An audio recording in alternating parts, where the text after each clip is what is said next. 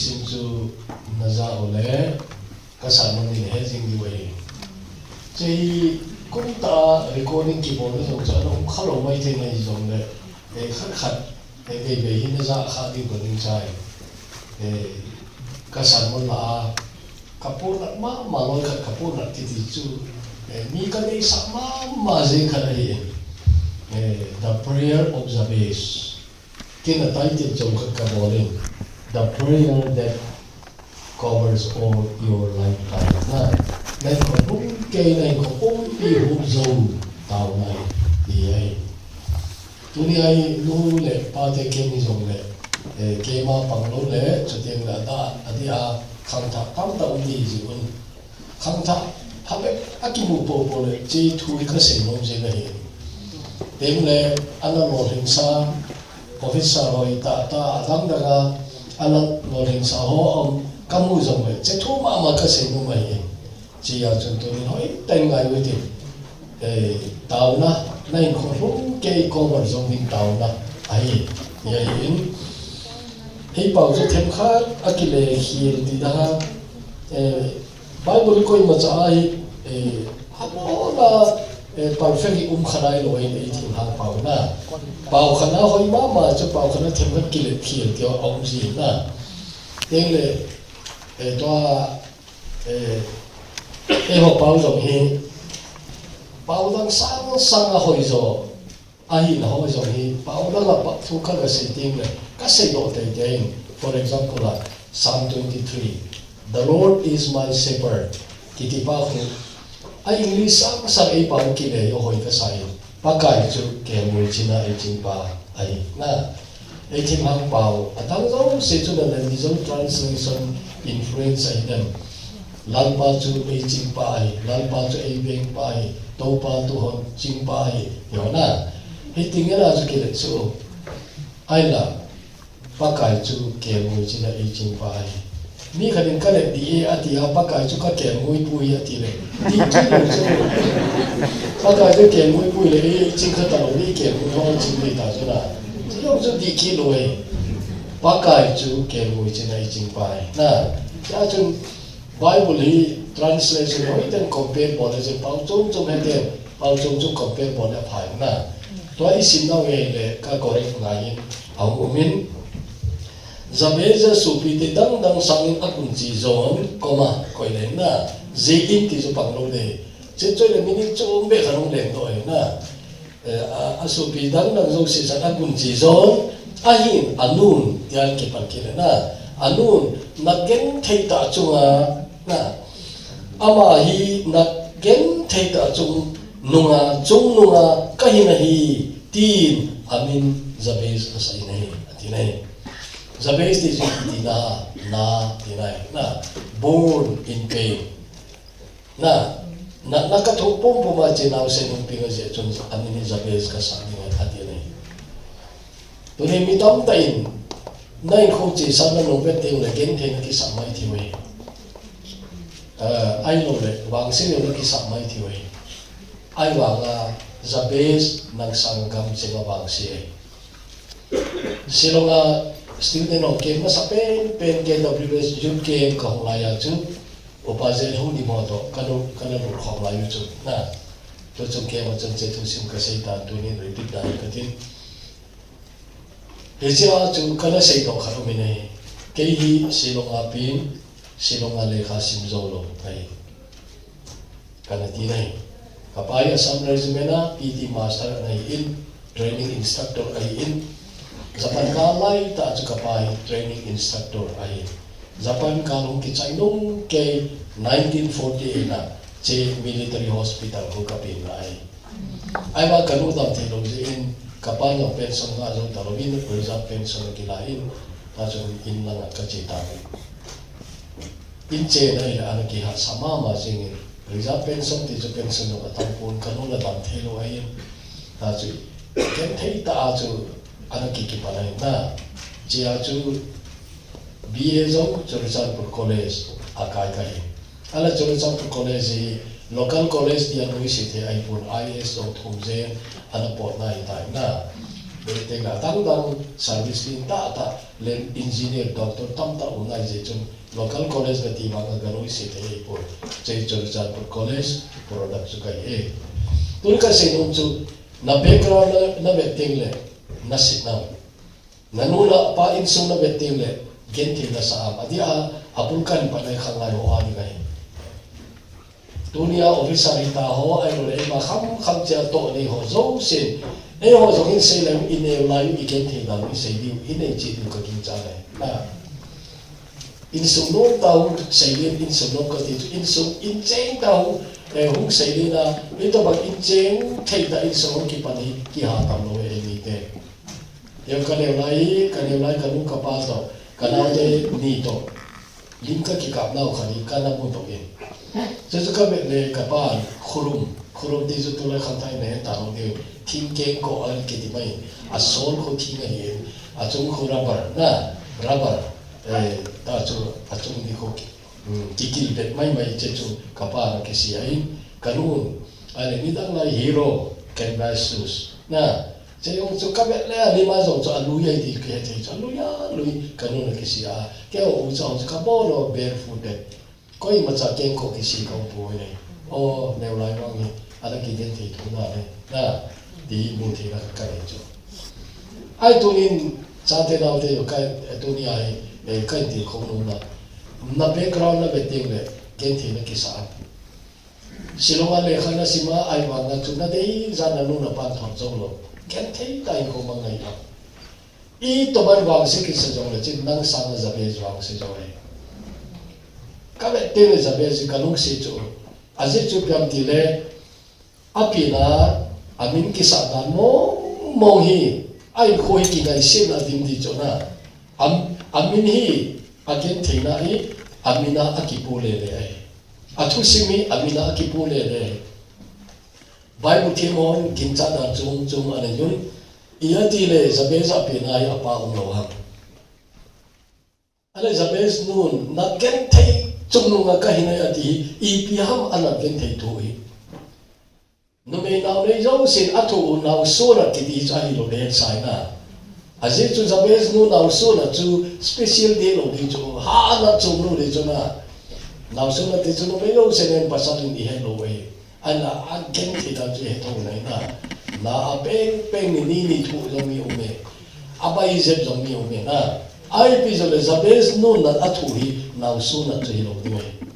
che che le cha ma ip ka sei chu mi uma nu me zo se na thu chu na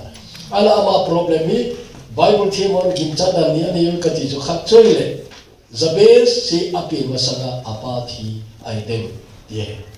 Lord ka gincha na chale zabezi apan anu to ama to reject abol ham ti jo ko mai eo ka mai to bang chu khat ni thu sim ka ya ala ani ni Lord hin khat ai le to ai bank manager rin ta ai ta khat ai le to ai reverend ministry le ta khat na missionary na to na le ta khana alam kaya apangin ama teni story asay le kalong sema mai apan anu to ama to reject abol ko mai na chechu hi them zabezi Di chu gin cha the kharai a hoi zo che jo la hoi pui na apa cho na le ai wa ga thi ma le sorry a pi ma sa apa ana thita anu la ma bok lai apa na thita ai den ale to I sei ba na cho rejected chai lai den ke hoi na ye cho na nu che amin asa ai lok set out la ni tengwe min ki sa ki ti ama o khanga akisa da no wang chu he bo we e o khanga min ki sa da cho I pu te ni sa cho na ipuan lem sang lo mai le ipalin ke yong kapalin min sa kai aje chu kapui kapate ne ulai thi ta je chu kapahin au upai pane ya ka ne hin che ya chu ka sa pai ka u la min sa le dia ke hi kapalin min sa kai ai pi lo le phak ta ke hu tu min ki sa chu na zabez amin ki sa lai koi ma au di ka ding cha po ne anu na changa ki sa hi de kilome aje chu na hin thei ta thu pong po ma ka ne ye ti je chu zabez asai ne Chechu le zabez ngai tu ti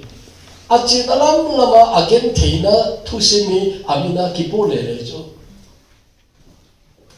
te le khong he ti la anu do te te ka kin cha la ale he nu kamini kaloi te min da ho do ki bang mo la long lo me ka chi na no si min to no na I ma no kamini min to na ama no he ia ti le kamini Jabez ki sajing ham ana ki ti jing pi chu ibola che mini ka ki pole le ham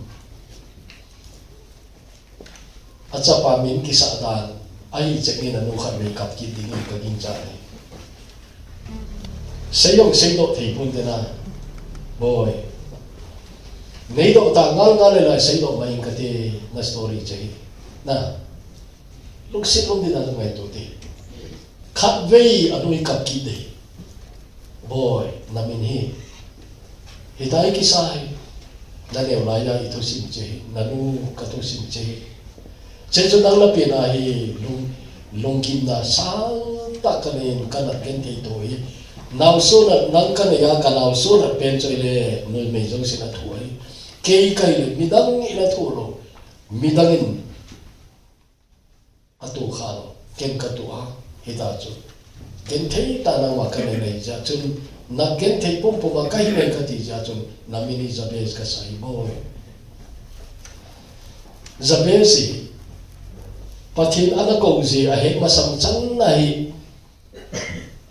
anong thimi na ding ai kumiza na Jabez pathin en ko hang ti ma chu Bible na sei pui na a pathin a ko ma sam ai Jabez so thin ta chu ingai se de o iti ka bak se ta mi chu now mi ki sa jong le apu de ko ite in sum ki ma mi om di win ke kanun ka achanga kami na sai de kilo mai anu na hi sena pa chu anu ti mai na nama ma ni he che pu ma che in khoi man chu Jabez che chu chang ko nai he che Jabez to se mi Bible chang nei bo ki mu chu a complete da ni na chang ko na chu na background a ki sai in cha chu o cha om lo ye nei chang so na chu thilong ki khe ta a chai na o cha dum da chu na tu ni cha na the prayer of Jabez ki ti wanu ye ki sai min thangai ai la na sa ta wanu na he che be na khat chu hi le Bruce Atkinson ki di pai le khabu ga ana so ne ama jo ka na sim zo ai wa ama sim hi tu ni ka sei son go le po ke lum thi ma po tan na na hi che chu Atkinson in asu chu to confirm e ki bol che ya chu confidence nei ta tu ni ka sei ka sei ni ai tai na de chu ale ho ji pa mi ni ai le na na ki bel chi no le bookstore zo om te ni ka gi chai che Bruce Wilkinson ai Atkinson ka ga ti khai Wilkinson ai na Bruce Wilkinson the prayer of Jabez di ana sulin je chu sorta bestseller ana hinai bestseller iti ting na chu lekha bo ki zu no tam la na amin thamo bestseller iti ji ai tu ni him eche chang ko na chu ibet ngai le anu khacha poi ai wala chang so nai everything changed na che chu piam ti le Jabez ki tipa hin Israel pathinin atawi nei hiti na sei ti chu Israel pathimin akowa ahum ta wa khun Jabez thusim hung ki khere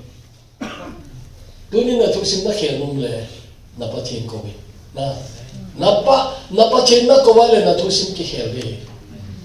gen the na ki saham lewai na ki saham wangse na ki saham iron mi sa na noi no na ki saham aro mi sanga hasam do na kisaham na pathin ko bin kiti cho mi taung ta cho che hilobin ilung kham le bol lo ni gi bol ilung kham le ne lo ni ne a ilung kham le chi lo ni chi a ilung kham le do lo ni do na hita ba jo mi taung ta ilung kham te le aphamo che in bol do ku che ko e mi te i boi na we Jabez na ko pathini nang pathin cho ai na he chu nang zong ni che pathin chu na ko wai le na he che na ko wai le he che Jabez pathini nang ko wai na nga ding hong ki he le di tu ni na ta sang ngai che chu tu ni beginner ro ali kan se menu mi pa di le jo poi mo na on na lai te aba tu ni cha te o khang lai ho kan di ko nai ale che Jabez am tao chen iti hong ta wa iti le ata na point number 1 chu o pathin nangin phathei neibo te yin lang ati chu te ti hu e ho pa wai ko mai pau da ho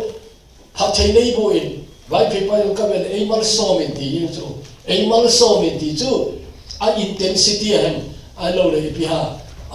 umlo chu English believe oh that thou would bless me indeed ti chu na chu urgency jong umin intensity jong umin na chu ipiha chu pathe ali ti kai nangin pathe nei bolo wala ahiti bebi kai hiti mai kai pathe nei boin pathe nai pathe nei bolo le kai ahiti kai kapin dang la hiti ai kanu la hiti be ai kapala ka hepoi na chechu tunin kamin ki sa da je go zong hi fakai na ko ma ka phun na wa ngai poi ai la tunin nang ma ka ko we Israel pathe nang ka ko we ka ko nai ka tau nai che ai nangin pathe nei bu te te kum som ni to bang masan lam achun Delhi kum som ni wa za ta te Delhi thu se ke ka che chi ma sa lai chu e raja pathe lu se na kom se ni be khat be ka che te te na ni kum ju ka che khata pun ni kum ju February ka che in March Janta curfew March 14 ha sa jong ki pane to kum chu Delhi chen program ka nei pui na Guwahati October ka hongin Shillong November ka hongin a Delhi ka che ma sa ka chu gol hang mi ngai athu simo e lu chu pa ke hoi mi baga school hoya na kai zo lo private school hoi ta school na ki kai zo lo government school na ki kai ahin get thei ta le khan ki simai ja chu tuai Delhi kham a ki su do dinga hong kai me ai cha chun ka background le mi loi ho chene wapat English medium school hoi ta hong kai che ho chu the competition ki bol ahin che chun ke mi ngai kong ki ho li mu nei le kong ki ho na che hi ta kong ki ho do e ti chu e ho chen hi I background la koi mai pha zo lo ai ile ka sim na jong khoi I ti bang mai ai chen ya chun pathini be lo le ho di ma cha I mu lo ni ka tim every Thursday an morning ka ta we ti chu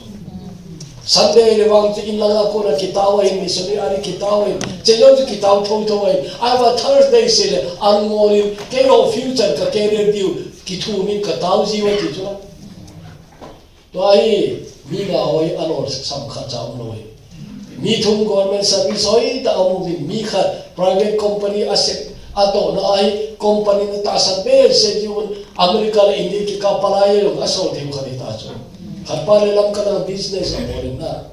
a business lo chu anor hi mama ina mi thu mai le khat choi le deputy piam khara ai ta khat choi le commandant ai ta na ita chu khat chu civil mama officer khare na kasi nung chipia khat cha lo samum lo chu tu ni khangai ten chu ki he no na Delhi na hong Shillong na hong Guwahati na che hoi lai chi jong na chin thil khat na su me lo di umai chu kanu ka pan gen the tai so lai he che ka hong loi ka lo rin te ni ngai na ya pan na la liu ka dei nai ka to pi dang khanin se lu se min ki tu la khana ho ka se pi chu khangai ho hin nunga bo langa kisu boy pai lo di dong ma nei dinga chu kisu boy hi be no nunga bo langa de true love wait seminar kana nei bija pathiluk sina khanglai sang song izan ambe chu ije seminar in touch about that na lecha mo kong ka se tipia dong ma itia nei pham ti koi sa nei dong jing ke chu tula je dong daru pathina kan to tila je yo khang dong cha kin tin anok no mei dong amu chu cha ina do mun pe chu dong ma itia nei pham ati be ken ka do na mai it depends on your view of life as a young person. Now, are you goal-oriented or indulgence-oriented? Goal-oriented titile bido inaya hin khomang ho na akham dong hin ko bido inaya hin khomang ho chechu goal-oriented hicho indulgence-oriented titile nunga goling hang hisum ano taken hin khomang di ticho Jum ke maka China mun khana gola kar ka common ki phun chu ka za lo chale mi nai hepa ke umen nai ja kai ti be to kas ko kai kale khasim no nai new comer no nga hoi lai zo sei ka hel ka zo lo zo cha tam pui ti to wala mo na sa mo pha tu mo ngi amin mai zo mer si ka sai ume nai zer ti lo aw chi pa ko kin cha sa mi ale ka thi thi mo tin lo ling wang lai ti tu kham lin ta ko nei thong na chu ai ba no ngi izan asu boy ha no nga izan asu se le dem kai pu na ama phata ka ko ma pu hoi lai om ta dem kai pu chi pa na khamoi ta chu nei chu to ai alo zo ta ma tam de a khami very specialized kham khari chu kasi no jam khangai ho are you goal oriented or indulgence oriented Hangdong in ko chan nom thi chana mandi dong ma zo ka ai nei thei sa sa nei di le kilom ta na golang ke wei lo no nga jong ta bang chu me no nga kan golang ni adei gel ane kho thap diu asuna le tu lai to banga a mobile phone la lo le kha thot su lai chu ane kho thap diu su le me lo thun khi la pui ke mu khat pa le envelope ba thun khat pa le kha thot na ôi cái chỗ này, ai mà khắp bao ngày làm số hám mà mình đi khắp bao cho cái chuyện bị nào chỗ,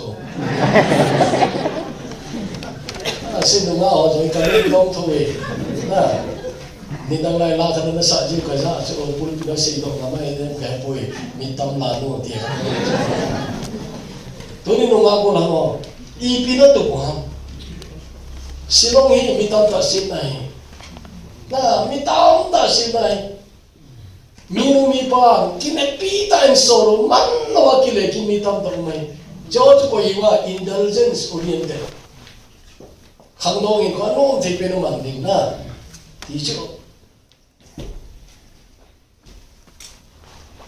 goal oriented personality chu do ma lo nei man noi kasi de no khat to na minu de na minisi yong no jing ta ai tai he chin hau ki ti ju ne di we la sa chu na chelai yong kaung khao chu la good friday khana grand dino to he chin to chelai ya kaung chu na he chin hau ki chu ka student nei bts md chan ec dong kai kum nga wa long kai a chai di ko lam chai ta cha chu interview chol ha ep ha chelai ya monthly ki su khai chu a tam ma sang chu cha cha do chu interview bol chu cháu cái gì mà gì rồi tin cháu rồi cái cháu rồi ai mà nga khai pen có thể chính interview bol nó giàu gì chứ cái cháu ấy thằng ông cái gì mi chính interview xuống na xuống chu cái gì mi thì đó là tam ta đâu chứ chú xây xong đi dùng cái chỗ khó xây xong nó khó cho ngày buổi na ai là chạy mà nga đâu chú chơi anh ấy chính đâu mà anh ấy làm tiếp chú cái này thì cái này buổi anh đâu có chứ anh đang nông nghiệp mình hỏi ta là là sát thiên cái lễ khai là thiên cái Bible student na này là mi tam tam đi ngay khắp bên là đều lo không mà chỉ là mà nó đồn nó hỏi cái sao đó kiến tục khát cái này bidoi cái này khoa chứ cái món số to cái gì golang cái số bồi luôn cái gì chứ mi lo thì hỏi to bằng determination này hỏi chứ na ajo mata dong ma ki suboyin ki di chu atam zo buyi eso adiu goal oriented kan ba ko me as chi zabes lu ki tao de zabes ong tao ne nangin phathai nei bo te na te ki ti de le chu phathai nei bo lo le ki hi ti kai tai nang na pa lo le hi ti kai tai nang na hong ki pan nga ye nei bo pe no nei bo pe ta ti no me chu atao na point ni na zo be kagam ki jong nei ke le pin ti chu mi loi khat Bible dem ho hin chei selfish prayer atiu adem chu na Zaman ibola daya tahu ham selfish lo ham kagam ki nei ke le pin ti chu na selfish lo ham ti chu ai poi hagawa amu chi lo asai nau chu ni ta se Zaman ibola chei tahu ham ti le pakai nang phathai nei bo ai le na nangin phathai nei bo na zan nang ka dok sam de ti nai cho silonga le kha simong kha thu sim sei nge te holo nem lai mi kita de nagarena kuna changki kiti khua makok chung disringa golang khat ako class 8 chan simna uma class 9 simna di talo cha cha apan silonga le khasima aunta hapen to khurum to adalai khurum cha jo ka se ta jo tim ken ko silonga le khasim di hapen ki di jo aji jang lo jo hi banga da pa na hapen khato tim ken ko khato e da ha ti jo ka school video cha patana pechain kames video patana pechain cha chung cheng som ap na ti jo cheng som no value chu na lai cheng som ap a chu ka stationary ka ngai cha di se ka cho le cheng li ka mang zo min cheng gup ka ne na lai ti jo hai che cheng gu ma chu holy bible cheng nga ka cho ti chu english holy bible cheng nga in ka cho in cheng khat chu king george lim chu na hu to lai a ho la sang som pi ko la king george lim chu na ko na che cheng khat chu ka pan ei da la pi la chu cheng khat chu ka ne na lai cheng nga chu holy bible kan ka ki cho ti chu he che holy bible chu ka ki cho ya ka lum suwa ka dil so pathin ko ma ka ta we ti chu pakai hijile khabo ko na kai bok biding nai nang no ken kinen na kan ei pul he chu nang nei dom sang in lang nang nei dom sang chan chan ke jong nang ka dom sang ding ei ti in ka tawe ti chu beta ta no ta chu na pathin lung chang tong ka ni chu nang nei dom sang ai le nei dom sang chan chan a chu ke nang ka dom sang ding nei tin ka tawe ti chu chen khat ka le wang chu ka lu ma jo ka da hangam pon min na gu win te katin ka sakhawa chun ka ku yo ka ko ngam ki pon ka sakhaw sun jun ka huna ta ka sip ai ti chu aje chu ka pa hu ma sanga man sa le emergency ka man ni yo loading ka ti na de ka thin ken ko chu lampiang ka ki si ngam pui ti chu mi chelai chu karo ipio texio chu nai khelo ni chu mi haw hol a cha te chu sakol kan tarai ti wam cha ko long tha ji we ti chu de le au sa cha de o chu le cycle na au ki cycle au kai ji we ti chu na ke ka ji ti chu ke nga ka chi chu ka pa hung ki ka thin ke ko chu sele ka boi ding ai ja chu ka school be ga chu ka thin ke ko chu ka pojin school ge ka pha tin le ke ko chu ka kisigin ka po te le na in lang ka rum lang ka zo di ting le he chi ke ko chu ka back school be ga ka ki po ki ne ti chu ataw na jana ngai pakai nang in de nei dok sa ngai le ken jong nang ka dok sa ni ti in ka taw ji ti chu na chu chu ko ya not is me ama to bang pingo ping ki talodi pingo na ping khapon pingo ping ki talodi wanole se pompia world evangelical fellowship president jan anagay evangelical fellowship of india founder executive secretary dr I benwati kiti choicho betone thinking ko to happen to silong ibang dablaya school kai pa ataw na zabel taw na to ki bang tho chola hiche taw la ai zabel tho sim jo simdo man ai lo mai thi cho genesis ang parwang le to sim chronicle ta zo na ai wa na mata ma na che ke cho pathe nang pathe nei bo di ne na ti cho turin cha te naw te che to bang chung pathin ko ma taw ngamun ka ti cho nama nei dom sang le ken long nang ka dom sang te te ni hije jong pathin nei bo enlarge my territory na enlarge my influence so that I have more influence midang tam da ko ma kapui the ni ga midang ka thu zo the ne ke yong nei dom sang in na tia chung taw cho chan chu pathina a thu na chu he aba ni melchi di tunin piling sa minumi paten melchi di zo ang umi aba ne belle chuteng le na khutnin nei kai le jingjing ataw le zo se ano hina pathin adop something jong le pathin khu chung ngai cha jing na lai chu eni tam ta I ilo hin te le pathin khu chi ki ngai cha ta loi tun wa ka thu thu hi ta nge na tun wa ka thu thu bol tangi ka thu ka thei tai ka du ka ne thei ka du ka don thei tai ti mi tam ta tu ni e mi tam ten pathian isu mi nawe officer izan ni pathian sumi luwa ni dang sang sama tu cho phai officer pathian ngai lu ta pha be pi 1 2 3 4 pathian nam tin si ti ne yu cho ai wa masang tu to chei thong la te masang wang cho officer ne zune te ni sepai pale zune te ni ti la ya no cho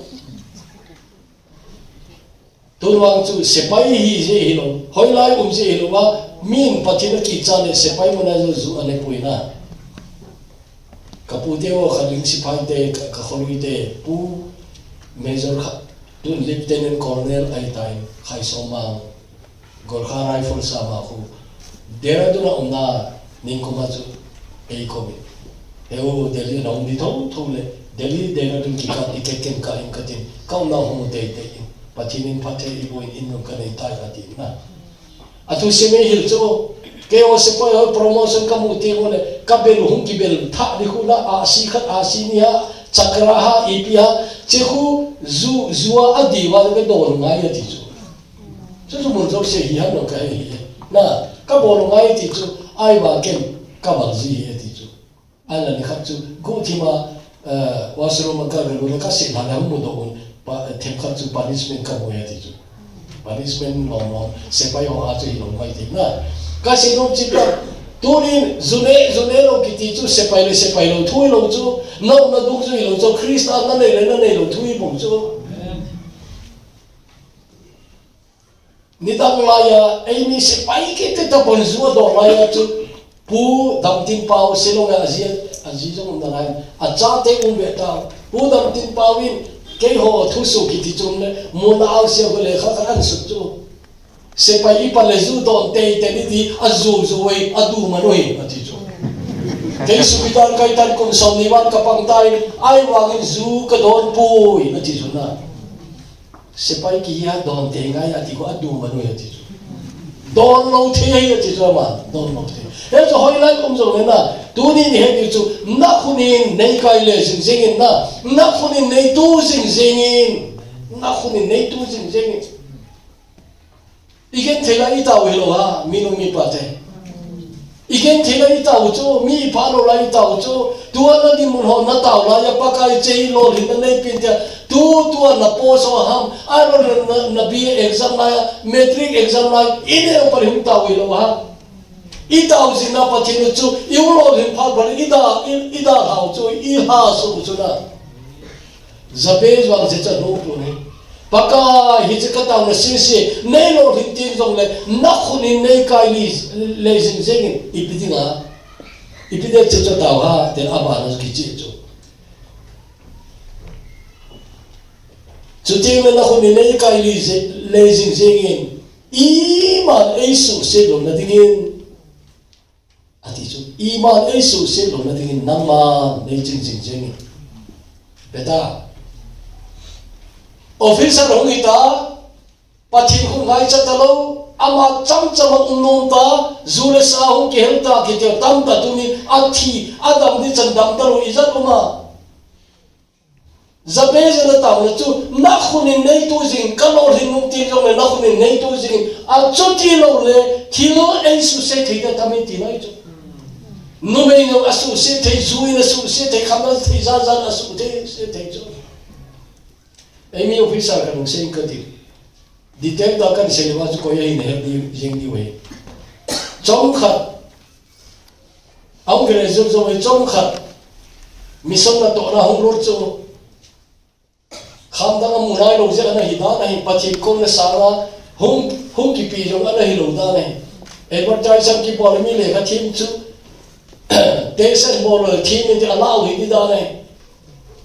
ai ba mi thim thei ta ja chu UPSC ke exam le ai mole ye nei group A IAS lo no mai pui ai wa ga chu ama mu chu sum dei hon sum ko la amanu adei za za ne thi na mu na lu kha chu ai le iti ta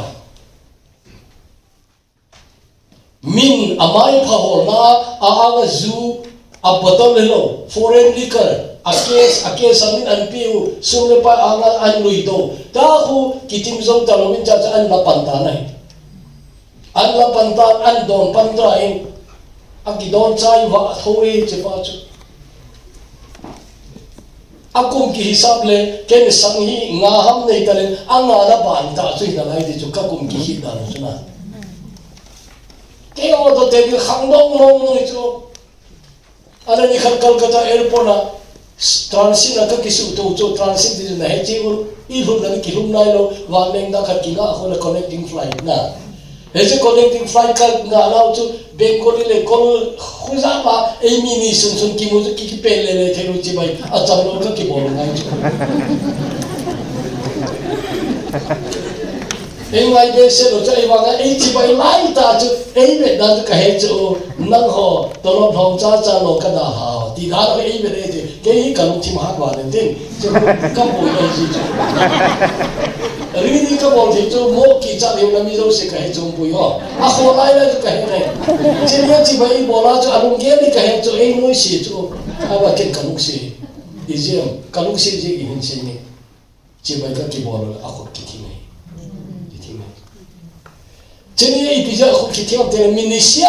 don ta ija chu chini chu adon chu lem lo chu ane chu at runa mon muna chu min amina na ta diu sapa chu na amina na ta diu cha chu kai ka ite ke pol le da chu athi lo jo sa tol pio da chu ama 5-star hotel khana koi ta be ta zinga meeting de hi chu na che ya chu sudon chu lem lo chu chini zuan don lo ja chu khu ki thing chu Ako mama kasi pui kanu tem oh hican na nagi hitam kati chu hican pi na nagi hitam kalung se thoi sin ka khat zu don lawa ki thing jing ki chu lung se ta cha so i ta cha na koi na khum lo ama ma ki khum so a lu thi ta cha Tuni Joshua kiti koi ma anu mi lo dio. Jesu nga apa le kati chu na bole, themkar ka na bole nga apa le kati. Nunga bolang silonga ka umana biar kanin kita bale akhang tau dan tanai kiti. Za da. Wa khang tau ki mai za lo khang su khang su. Na biar ka dok ti chu akhang tau dan na ne. Za ma le kati chu. Cái mi cái sao họ hi anh na liên thì anh đi mua sản na sản thì anh pa cái anh thiên sẽ là hình hộp kim men tiền theo hi sao cái sao na thêm khác cái bol này dùng lấy bol chính này dùng lấy ngã phá cái tí tu ni về là cái gì ngã phá Delhi dùng Mumbai dùng cũng mà sản cái gì Mumbai họ dùng na ai nói con cái khác biệt khác đọc cho ít bị khó ăn thì chứ Zong lấy cho mà họ giống như khát vì cái bản nhân trái về cái gì chứ, tôi nói cho là cái gì bằng chứ anh nó bị đồng làm tập huấn, cái giống hàn mong ta na, anh không kịp bắt là cho cái công sau này là cũng bảo bắt tu cái gì phải ra, không anh nó bị đồng làm chứ, bây giờ anh tôi nói cái số thẻ khát cái đó ni bị khó ăn, nang hồ đồn bữa nay Bible chẳng nó ngai bui. Anh tu na đi na na đòn điêu, anh na thì nó na thì đi. Anh na số số mấy cái gì, số khăm số mấy cái, số thì bị cái gì ấy, anh thì đi coi là coi mà anh là lấy tao bị vậy, hiểu không? Lối tới cái mốc thế nên cái đòn là ngay à thìว่าcái đòn tăng, lối tới cái mốc thế nó na thì đi. Zua đòn này lối hậu bên nó. anh chỉ đi coi là nói này ta nói cái này, anh đón tao anh là làm cái làm ngon cái đúng sẽ kịp khát ông chỗ, anh nói bao giờ không có thì ni tìm le, anh nói đang sẽ còn bèn khát đến cho yêu tìm cái thiên kiêu,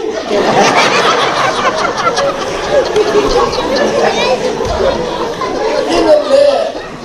lu jangan lama lagi dengan tu lu isap temu mui, ay baga ini le lu sih lu tu, agol bau kita, tu ala tu bèn khát đến cho yêu tìm, apa cái thiên kiêu, agol bau ini, aku mesti tu. Ikaw may lungsid mga kiumay setan ni mga jay isang sabi, oh, kati ito. setan ma izo sami zu the khani ka don te na khang to ti ki in chang mong mong hi setan wa nge a ching mong mong ka ti chu na fi mai mi ho po hi ka ko pi mai mi chu fi bo lo ka mo chi jong na chen christian hoi tan ko ma za ho ki chi no we fi mi ti te na hollywood hi chu hollywood ha bollywood ha tollywood ha i pi chu na che to koi ma na pha so lo chu an man lo gam chen en so le yo chen che chu standard sang dai lao chu chẳng có yên cũng mà để dùng standard sang na chứ có kỳ vọng gì tôi nghĩ rằng bây giờ này hồi tay này tôi nó không đến đây cái này gì nó không đến đây cái này gì ý mà đây sự sự rồi thì giờ bây giờ anh em là Argentina hôm bốn đầu ta giờ chú sẽ ta nên là số tiền thì kịp hàng ta rồi na setan khut tha noina tina mai pepa khut tha noina tina setan khut tha noina ki pelo de ju zabes nom talu chu kan le lai ka wang se hi bang la ya kan le nuwa ke le ki bola I bola setan khuna ka ki pelo kidam I bola se na khuna ki pelo kidam na ti chu le chu tu min cha khoi tai ngai to len ka no min chan khat se thu sei na đi phar ka ne na muna chei ka sei no me chei thip tam ta ko re na ti tam ta ko re khang lai lo ko re minu mi pa ko re minu mi pa de yo dunia na pha na chan ki ti na ki ne pha khel lam noi ta mai thi ka tu ka mul su poi ti wa ju khat ni na mai thi ai wa tam zo che ki ne sang sang zo pa then dong sang da ju ane pathin ta ei dong sang en ama ju isu mi ni ama ko ki peldo ama ko ki tongdo ata chu na khunin keima tua le ka ya ngai ta poi ti ni wam le che chu hi na paka na khun nei kai le na khunin nei kai le chu ji hita chu sina ka ha ki lo na ding na ti cho e chung pathini hoi tain belo tin na pathin hoi tain belo tin ya chung dunia lo ling lai lo hon jong zabe jin ako pathin ko hon lang dunia lo ling sa hon pathin khut in ei kai le ti ngai chang moi mun che di chung tau na pathin na khun in ei kai le jing jing na khun in nei kai le jing I still need your hand, oh God na chiri tau le bil kanu me thank you for blessing me hi chan hi nei pui gal kai ka ki pa e but I still need your hand na to lead me, to guide me, to protect me. Chechu ngai chau te zabezin che ataw na chu hi che taw na hi pathin anopi tai ati anopi no no me na pathin no pi thei taw na ki ma no hi te Abdul lama tahu di loi umitin, acai lama tahu di loi umitin. Abdul lama tahu di tejun naman pati ni boy. Gam gizong nei ke lempi. Naman nei dop sang le ke naman ka dop sang di nahi diwitin. Minumi patam tatu ni na phana chan chani pati no bi ni hal no in lang. Pakai na nei kai le. Nama pati na hi ka kine khe na mai tai na. Tuni na tolong hojong beti mo. Chang chani lo di na ki kin char kha we pachi na pai government no apai na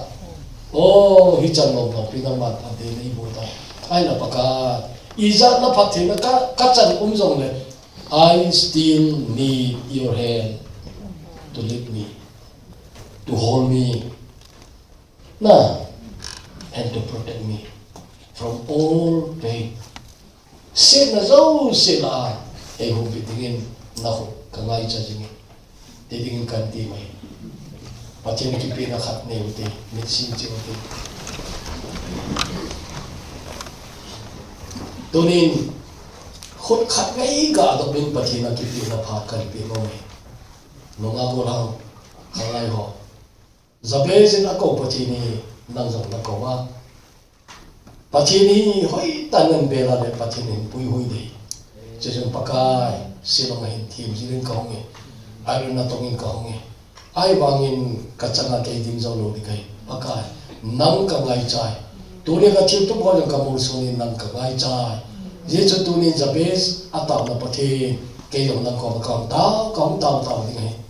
he thì chun cái dòng phát triển này vui thì nông dân sinh ra cái hiện tượng tìm mua và thì nó bị tai vào này coi tao đây anh là cái cầu đây minu mi ba pakai các cái niệm sang là gam là rồi sao rồi này rồi tay tay khát vây na kuna kipel đó để cái umi na kuna zane ne kana nông dân này vanga na kuna này ha so pau le sin a cái lúc đấy thì tu ni na tha bên na man ne sa jin ka kipa he dân pakai na kuna ne kai le jin ka ngai chai atinom zo sin na kuna dom tim wo atinom pita kipa umi na kuna ne kai le jin ka ngai chai coi tao nó này cái gì hepa lúc sẽ thêm bát thêm kipa tại tunin nang ma ang sung kan ber na hin pakai nei pi beti ka hevin na ko ma kipa thu ka sing ai tu chana ka bol zo se nang ma lo pin na chang dei ding ki nei min pakai bol khin khat au le bang chu nei ngai ta mun nang ai na tunin na thu ki se do ta po te le na la ki sa do ta po te nang phathi nang ko a hida so pakai ane tu jing ka sa munai chan ka nei hui pakai nang na dei hi se a chan di ki la thei zo se a khut an ki lo hui nang na mo hi angai char bang ta nang in hin virin nang angai char bang ta un nang in do bu ni tin pakai jesu min kam ta we amen